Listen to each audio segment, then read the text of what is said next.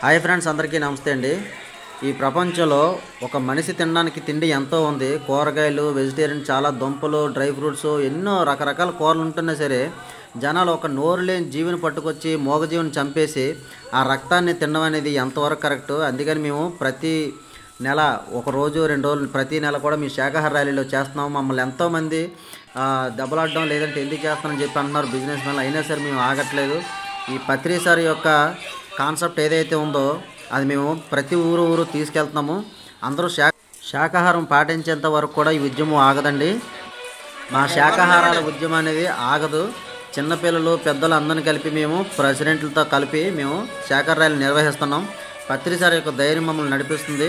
ఈ ప్రపంచంలో ఎంతోమంది ఆధ్యాత్మిక గురువులు ఉన్నారు, కానీ ఎవరు కూడా ముందుకు రావట్లేదు. ఒక పత్రి సార్ యొక్క శ్వాస మీద చేసే పత్రి సార్ స్టూడెంట్స్ మాత్రమే ఇలా ఊరు తిరిగి శాకాహార ర్యాలీ చేస్తున్నారు. దీనివల్ల విశ్వ కళ్యాణం జరుగుతుంది. ఫ్రెండ్స్, అందరూ సహకరించండి.